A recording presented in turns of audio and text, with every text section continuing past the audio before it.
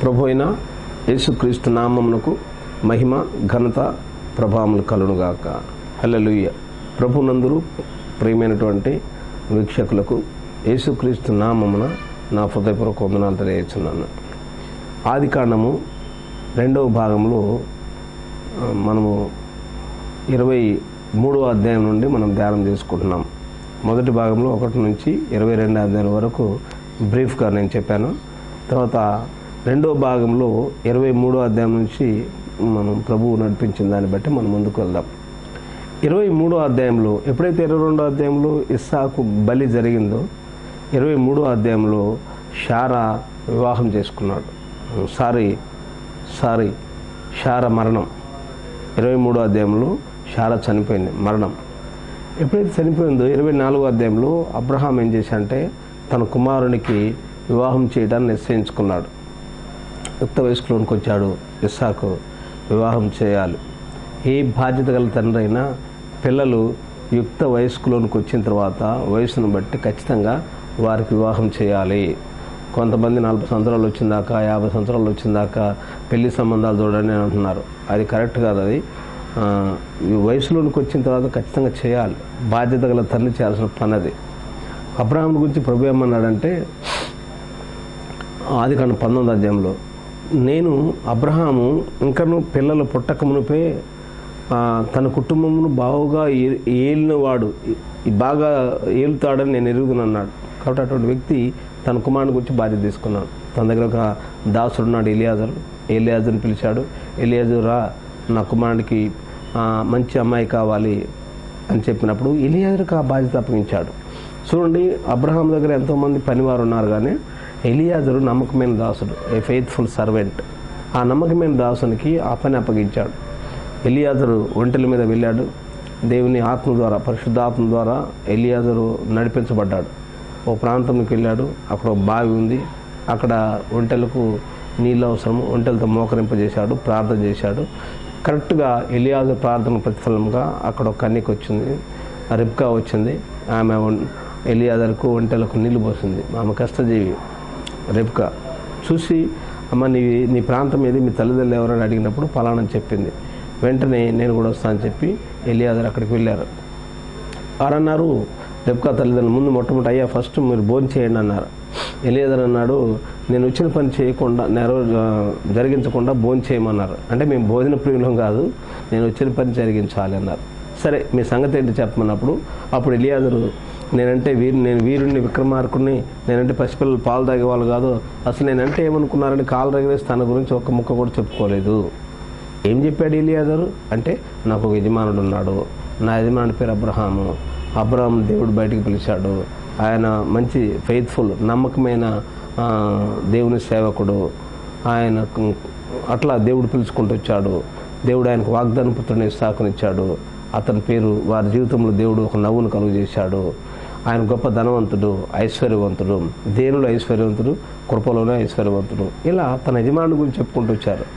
వెంటనే వారు పిలిచి, ఈ మనుషులతో పాటు నువ్వు వెళ్తావా అని అడిగినప్పుడు రిబ్కా అంటది, ఎస్ ఐ విల్ గో అన్నది, నేను వెళ్తానన్నది.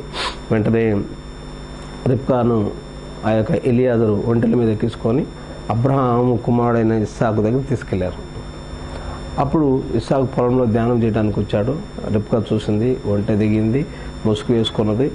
ఆ మనిషి ఎవరైనా అడిగింది, అతడే నా యజమాని కుమారుడు అని చెప్పినప్పుడు ఆ ఒంటె దిగింది. అప్పుడు ఇస్సాకు పొలంలో ఆమెను కలుసుకున్నాడు.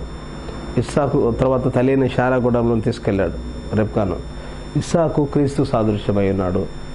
రిబ్కా సంగమునకు వధువుకు సాదృశ్యమైనది. వారు పొలంలో అక్కడ కలుసుకోవటం ఏంటంటే, అది పరలోక పెండ్లి కుమారుడు, భూలోక పెండ్లి కుమార్తె భవిష్యత్ గృహము. ఆ గుడారంలోనికి వెళ్ళటం ఏంటంటే అది వారి ఫ్యూచర్ హోమ్, భవిష్యత్ గృహం. అది. ఇది 24వ అధ్యాయం యొక్క సారాంశం. తర్వాత 25వ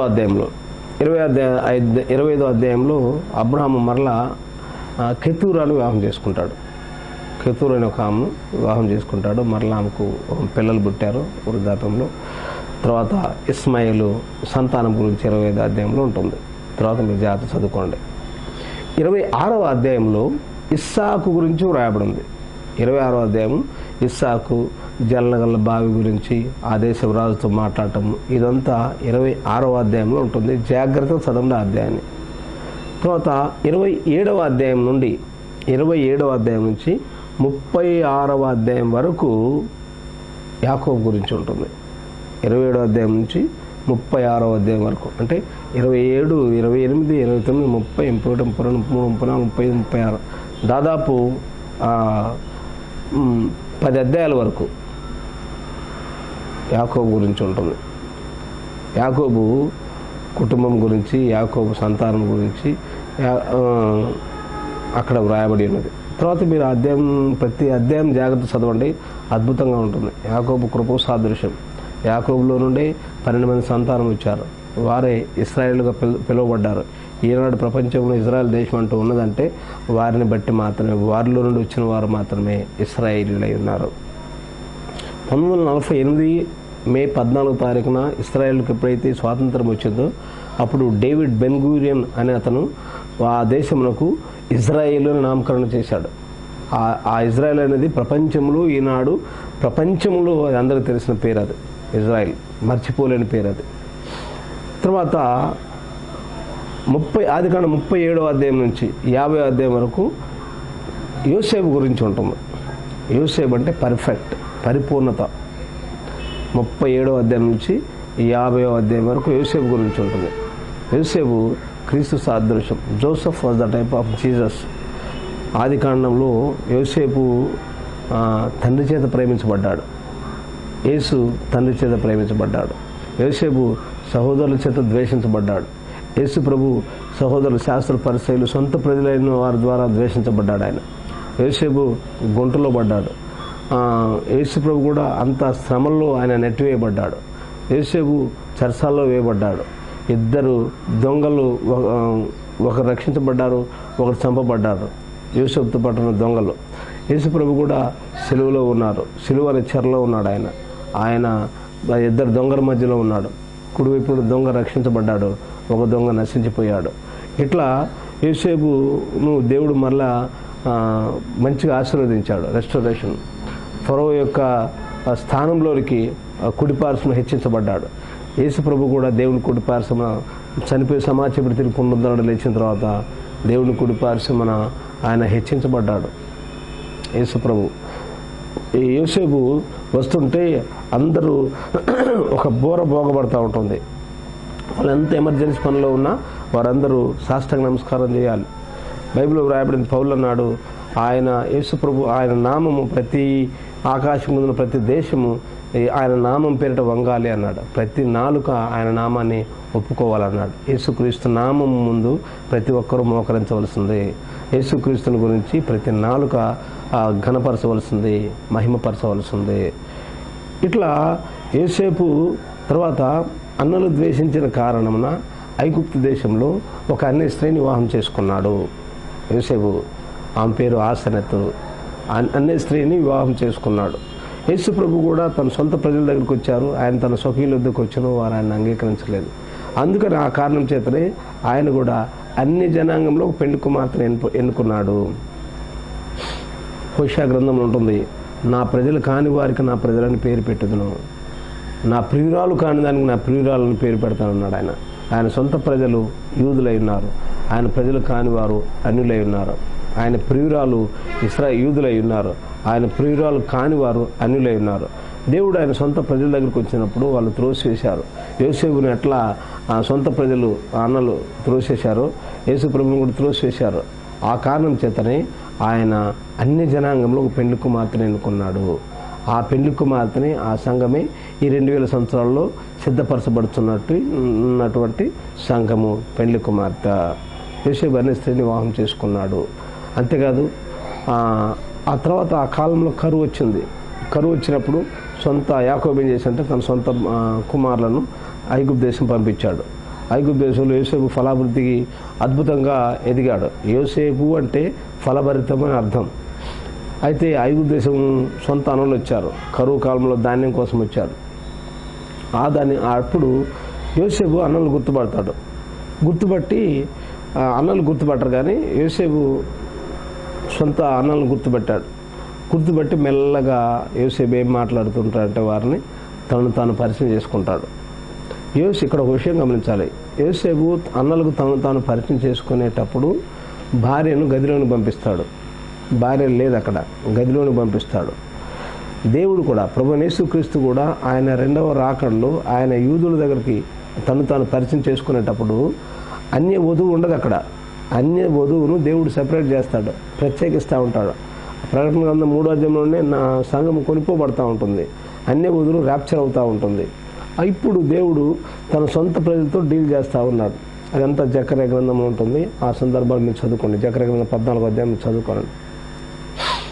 అయితే యోసేపు తన అన్నలకు తను తాను బయలుపరుచుకుంటున్నప్పుడు అప్పుడు అన్నలు భయపడతా ఉంటారు. అరే మన తమ్ముడిని మనం ఎంత పొరపాటు చేశాము, మనం మోసం చేశాము, మన తమ్ముడిని మన నాన్నకు అబద్ధం చెప్పామని భయపడతా ఉన్నాడు. సరే ఏది ఏమైనా ఇప్పుడు యోసేపు మనల్ని ఏం చేస్తాడో, ఆయన ప్యాలెస్లోకి వచ్చాము మనల్ని చంపుతాడేమో అన్నట్టు భయపడతా ఉంటారు. అప్పుడు యోసేపు అంటాడు, ఆదికాండము 45వ అధ్యాయము 8వ వచనంలో, భయపడమాకండి, దేవుడే నన్ను ఇక్కడ పంపించాడు. అయితే ఆయన నన్ను ఫరోగు తండ్రి గాను అతని ఇంటి వారికి ప్రభుగాను ఐగుప్తు దేశం అంతటా ఏలికగా నియమించాడంటాడు, రాజుగా నియమించాడంటాడు. అప్పుడు యోసేపు తన దగ్గర తీసుకొని ఓదార్చి, అదంతా ఆ స్టోరీ అద్భుతంగా ఉంటుంది. అది నేను చెప్పే విషయం ఏంటంటే, పాత నిబంధన కథగా చెప్పుకోవటం కాదు.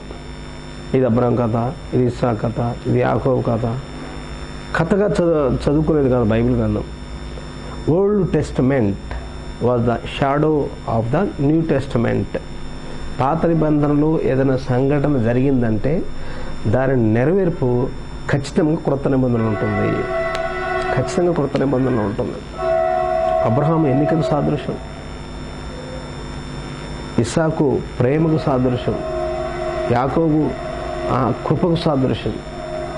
అందుకనే సమరయ పట్టణంలో యాకోబు కట్టించిన బావి ఉంది. ఆ స్త్రీ ఆ బావి దగ్గరికి వెళ్ళినప్పుడు ఆ కృపను పొందుకున్నాము, కృపకు సాదృశ్యం. తర్వాత యోసేపు పరిపూర్ణతకు సాదృశ్యం. అందుకని పౌలు అన్నాడు రోమపత్రికలో, దేవుడు ఎవరిని ముందుగా పిలిచెను వారిని ప్రేమించాడు, ఎవరిని ప్రేమించాడో వారిని కృప ద్వారా ఎన్నుకున్నాడు. కాబట్టి ఇది కథలు కాదు, కానీ ఇది ఖచ్చితంగా మన గురించి వ్రాయబడిన గ్రంథాలు. ఈ బైబిల్ గ్రంథం ఎవరి కోసము కాదు, కానీ నీ గురించే ఉంటుంది. ఎందుకు కొంతమంది బైబిల్ బాగా చదువుతూ ఉంటారు అనేది జాగ్రత్త అర్థం చేసుకోవాలి. 10 మంది కలిసి ఫోటో దిగినప్పుడు మొట్టమొదట నేను ఎక్కడున్నా చూసుకుంటా, నా ముక్కు ఎలా ఉంది, నా మూతి ఎలా ఉంది అన్నది. తర్వాత మిగతా వాళ్ళని చూస్తా. అలాగనే ఈ బైబిల్ గ్రంథంను కొద్దిమంది ఎందుకు చదువుతారు అంటే, వారికి సంబంధించిన ఫోటో ఎక్కడుందో బైబిల్లో, వాళ్ళకి సంబంధించిన భాగం ఎక్కడో ఉన్నది కాబట్టి అంత జాగ్రత్త చదువుతూ ఉంటారు. ఈ బైబిల్ ఎలా చదవాలి అంటే, ఇందులో నీ పేరు కనబడేంత వరకు చదవాలి. నీ పేరు ఇందులో ఎక్కడెక్కడో ఉంది, సమ్వేర్ ఎక్కడో నీకు సంబంధించిన భాగం ఎక్కడో ఉంది కాబట్టి నువ్వు చదువుతూ ఉంటావు. ఎవరి గురించో అయితే నువ్వు చదవాల్సిన పని లేదు కదా. నీకు సంబంధించిన భాగము, నీకు సంబంధించిన ఫోటో ఈ బైబిల్లో ఎక్కడో ఉంది సమ్వేర్. అది ఎక్కడో వెతికి నువ్వు చదువుకోవాలి. నీ పేరు ఎక్కడో ఉందో కనపడేంత వరకు చదవాలి. పేరు అంటే పుల్లయ్య, దెబ్బయ్య ఆ పేర్లు ఉండవు, క్యారెక్టర్స్ ఉంటాయి. నువ్వు చదువుతున్నప్పుడు యోబు గురించి మీరు చదువుతున్నప్పుడు యోబులో జరిగిన ఆ యొక్క విషయాలన్నీ నీ జీవితంలో రిఫ్లెక్ట్ అవుతూ ఉంటాయి. యోబు గొప్ప ధనవంతుడు, ఒక దినం ఆయనకు పరీక్ష వచ్చింది, రోడ్డు మీద పడ్డాడు, 3 దెబ్బలు ఉన్నాడు, యోబుకు అందరూ వ్యతిరేక నిలబడ్డారు అనేది చదువుతుంటే అందులో నువ్వు కనిపిస్తూ ఉంటావు. అవును ప్రభువా, నా జీవితంలో కూడా కొంతమంది చెప్పుకుంటూ వస్తున్నారు, నేను ఒంటరి వాడిని అయిపోయాను, రోడ్డు మీద పడ్డాను, ఎందుకో సమస్యలన్నీ నన్ను చుట్టుముడుతూ ఉన్నాయి అని అంటుంటే దాని అర్థం ఏంటంటే, ఆ యోబు అనే క్యారెక్టర్ నీలో ఉంది. థ్యాంక్ గాడ్, నాకు నా పేరు ఇందులో ఉంది, నా క్యారెక్టర్ నాకు సరిపోయిన భాగం ఇందులో ఉంది అని నీకు అర్థం అవ్వాలి. అలా చదవాలి బైబిల్ చదవాలి. యెహోవా అనే మాటకు అర్థం ఏంటంటే కుటుంబంతో ఉన్నవాడని అర్థం. దేవుడు one who existing with the family, కుటుంబంతో ఉన్నవాడు దేవుడు. ఆయన కుటుంబ సభ్యులు ఉన్నారు, అబ్రాహాము, ఇస్సాకు, యాకోబు, ఏలి, ఎలీషా, ఇర్మియా, ఎస్తేర్, దానియేలు, వీళ్ళందరూ ఆయన కుటుంబ సభ్యులు. మరి మన కుటుంబం గురించి తెలుసుకోవాలి కదా, నీ కుటుంబాన్ని గురించి ఖచ్చితంగా తెలుసుకోవాలి. నీ కుటుంబం గురించి నువ్వు రోజు ఏ విధంగా తెలుసుకుంటావో ఈ బైబిల్ సంబంధం కూడా నువ్వు తెలుసుకోవాలి. అందుకనే బైబిల్ బాగా చదవాలి. టైంపాస్ కోసం రాజకీయాలు చేస్తూ ఉంటాం, టైంపాస్ కోసం న్యూస్ పేపర్లు చదువుతూ ఉంటాం, టైం ప్రకాష్ కోసం రోడ్ల మీద గంటలు తిరుగుతూ ఉంటారు. ముసలమ్మ ముచ్చట్లతో కాలయాపన చేస్తూ ఉంటారు. బైబిల్ గుర్తొచ్చేది ఆదివారం 1 గంట సేపు. ఏం ప్రయోజనం? 30 సంవత్సరాల వయసు వచ్చింది, 40 సంవత్సరాల వయసు వచ్చింది, 50 సంవత్సరాల వయసు వచ్చింది. బీయింగ్ ఏ క్రిస్టియన్, ఒక క్రైస్తవురాలుగా బైబిల్లో సున్నా. ఏం తెలియదు మనకు. పరమగీతం అంటే ఎక్కడో తెలియదు, ప్రసంగం అంటే ఎక్కడో తెలియదు, పుస్తకాల పేర్లు కూడా తెలియదు. క్రైస్తవులు కనీస అవగాహన లేదు. Shameful to Christian life. క్రైస్తవ జీవితముకు సిగ్గుసేటు. నువ్వు క్రైస్తవురాలు అయినట్లయితే నీ గురించి నువ్వు తెలుసుకోవాలి, నీ కుటుంబం గురించి తెలుసుకోవాలి. నీ కుటుంబం గురించి బైబిల్లో వ్రాయబడి ఉంది. కాబట్టి బైబిల్ బాగా చదవాలి. నిండైనా బైబిల్ చదవండి. క్రైస్తవేతరులు చదువుతున్నారు బైబిల్. వాళ్ళు ఏం చదువుతున్నారంటే తప్పులు పట్టాలని చదువుతూ ఉన్నారు. తప్పులు పట్టాలి. కర్ణాకర సౌన లాంటి వాళ్ళు తప్పులు పట్టాలి అని చదువుతూ ఉన్నారు. క్రిటిక్స్ అనమాట, వాళ్ళు వ్యతిరేకులు అనమాట. ఎంత తప్పులు పట్టాలని చూసినా ఒక దినం వాళ్ళు ఓడిపోవాల్సిందే కానీ బైబిల్ ఓడిపోదు. ఎందుకంటే ఇది గ్రంథాలలో రాజగ్రంథము, దాని పేరే పరిశుద్ధ గ్రంథం. ఎన్నో గ్రంథాలు ఉన్నాయి ప్రపంచంలో, కానీ బైబిల్ గ్రంథంలో టాప్ మోస్ట్ బైబిల్ గ్రంథమే. టాప్ మోస్ట్ గ్రంథం బైబిల్ గ్రంథం. ఆ గ్రంథం గురించి చదవండి. చాలా అద్భుతమైన విషయాలు ఉన్నాయి అందులో. ఎన్నో నిత్యత్వ సంగతులు ఉన్నాయి. ఇక నుండి మీరు తెలుసుకోవాల్సిన విషయాలు ఏంటంటే, ఏదో జనవరి పండుగ, క్రిస్మస్ పండుగ, ఈస్టర్ పండుగ, లేకపోతే ఈ పండుగల గురించి కాలయాపన చేయటం కాదు. మీరు తెలుసుకోవాల్సిన విషయాలు ఏంటంటే, జాగ్రత్త చెప్తున్నాను వినండి. రాకడ అంటే ఏమిటి, ఎత్తబడటం అంటే ఏంటి, శ్రమల కాలం అంటే ఏమిటి, 1000 ఏళ్ళ పరిపాలన అంటే ఏంటి, గోగుమాగు యుద్ధం అంటే ఏమిటి, హార్మిక యుద్ధం అంటే ఏంటి, ధవళ సింహాసన తీర్పు అంటే ఏమిటి, కొత్త భూమి కొత్త ఆకాశం అంటే ఏమిటి, పరలోకం నుంచి ఒక పట్టణం దిగి వస్తుంది, అసలు పట్టణం యొక్క అర్థం ఏంటి, జీవజల నదుల్లో ఉన్నది ప్రకటన 22వ అధ్యాయంలో, వాటి అర్థం ఏంటి, 7 సంఘకాలాలు అంటే ఏంటి, 7 నక్షత్రం గురించిన మర్మం ఏంటి, దీపస్తంభముల గురించిన మర్మం ఏంటి, 7 ఉరుములు అంటే ఏంటి, 7 ముద్రలు అంటే ఏంటి, అరగంట సేపు నిశ్శబ్దం అంటే ఏమిటి, బోర్లు అంటే ఏంటి, పాత్రలు అంటే ఏంటి, తెగుళ్ళు అంటే ఏమిటి, సంఘం ఎలా ఎత్తబడతా ఉంది, ఇటువంటి నిత్యత్వ సంగతులు తెలుసుకోవాలి. అక్కడికి ఎప్పుడు వస్తాం మనం? అవి ఎప్పుడు తెలుసుకుంటాం మనం? 24 గంటలు జక్కయ్య కిందికి రా, ఈ విషయాలే బోధిస్తూ ఉన్నారు. ప్రసంగాల్లో 2 విధానాలు ఉన్నాయి. ఒకటి బాడీకి సంబంధించిన ప్రసంగం, శరీరానికి సంబంధించిన ప్రసంగం. ఎందుకంటే నేను దాదాపు 10 పుస్తకాలు రాశాను. నేను 10 పుస్తకాల దాకా రాశాను. సంఘ కాపర్లు సహకారి, ప్రసంగాంశంలో అందభాగంలో అవన్నీ రాశాను.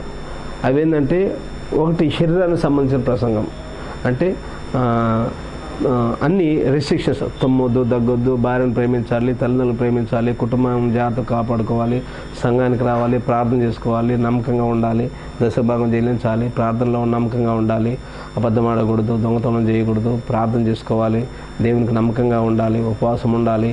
ఇదంతా ఒక పార్ట్, ఒక భాగం. కానీ 2వ భాగం ఉన్నది. ఆ 2వ భాగం ఏంటంటే, నెరవేర్పు జరుగుతున్న లేఖనాల మీద మనసు పెట్టాలి. బైబిల్లో యేసుప్రభు ప్రసంగం చేశాడు, స్టెఫను ప్రసంగం చేశాడు, పేతురు ప్రసంగం చేశాడు, పౌలు ప్రసంగం చేశాడు. వీళ్ళ ప్రసంగం సారాంశాన్ని మీరు గమనించండి. వాళ్ళు టైంపాస్ మాటలు మాట్లాడలేదు, పెట్టె కథలు చెప్పలేదు, కాలయాపన ప్రసంగాలు చేయలేదు. గుర్తుపెట్టుకోండి, pulpit is not a joking place.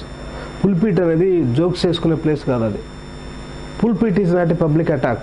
వ్యక్తిగత విషయాలు మనసులో పెట్టుకొని బోధించేది కాదు. దశంభాగం గురించి చెప్పాలనుకో పాస్టర్ గారు, అందుకని సమరయ వెంటనే వాళ్ళకి ఏం గుర్తొస్తుంది?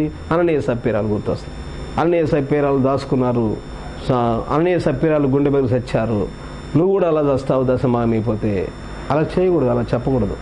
అది pulpit is not a public attack. వ్యక్తిగత విషయాలు మనసులో పెట్టుకొని చెప్పకూడదు, పరిశుద్ధాత్మ ప్రేరేపణతో చెప్పాలి. Pulpit is not a joking place. ఇది జోకింగ్ ప్లేస్ కాదు. జోకర్స్ లాగా ఏదో పెట్టకథలు కొని వాళ్ళు నవ్వించి ఆహా ఓహోహో అని అనిపించుకొని మాయగారు ఏం చెప్పారండి, ఏం చెప్పారు, అక్కడ వాక్యం ఉండదు. వాళ్ళకు గుర్తుండేది ఏంటంటే నువ్వు చెప్పిన పెట్టకథలే. అలా కాలయాపన చేస్తూ ఉన్నారు ఈనాడు సేవకులు. అట్లా కాదు.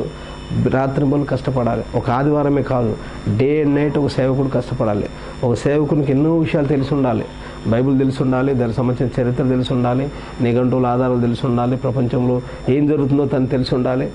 తన సొంత పిల్లలకు, తను నమ్మి ప్రేమించిన వచ్చే విశ్వాసులకు ఎన్నో విషయాలు పెట్టాలి. ఆయన ఎన్నో ఆత్మ సంబంధ విషయాలు ఆయన వడ్డించాలి, ఆయన బోధించాలి.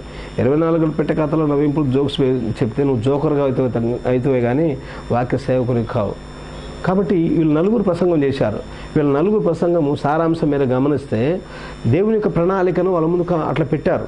మన పితరుడైన అబ్రహాము హారాన్లో ఉన్నప్పుడు దేవుడు ఆయన పిలిచాడు. ఆయనలో నుండి 12 యాకోబు వచ్చాడు, ఇస్సాకు వచ్చాడు, తర్వాత యాకోబు వచ్చాడు. యాకోబు 12 మంది సంతానం వచ్చారు. ఆ 12 మందిలో వారు ఇశ్రాయేల్ సంతానంగా పిలువబడ్డారు.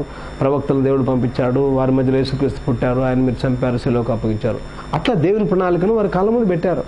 అది నెరవేర్పు జరుగుతున్న లేఖనాలు. రెండో భాగం ఏంటంటే నెరవేర్పు జరుగుతున్న లేఖనాలు. అంటే మన కాలంలో కూడా నెరవేర్పు జరిగే లేఖనాలు ఉన్నాయి. అవి ఏంటో మీరు గమనించాలి, గుర్తించాలి. కాబట్టి ఆదికాండం అనేది విత్తనపు అధ్యాయము. ఆదికాండంలో ఇవన్నీ ఉన్నాయి. నేను చెప్పిన విషయాలన్నీ మర్మయుక్తంగా దాగి ఉన్నాయి. మీరు జాగ్రత్త చదవండి. మరోసారి ఆదికాండము. ప్రభు మిమ్మల్ని దీవించను గాక. God bless you all. ఈ యొక్క వాక్యము ఎవరికన్నా మీకు ఆశీర్వాదకరంగా ఉన్నట్లయితే దయచేసి అందరికీ షేర్ చేయండి. మీకు ఎవరైనా ప్రార్థన అవసరం ఉన్నట్లయితే, ఇంకా పరిపూర్ణంగా వాక్యం పూర్తిగా తెలుసుకోవాలనుకున్నట్లయితే కింద ఇవ్వబడిన నెంబర్లను దయచేసి మీరు సంప్రదించండి. God bless you all.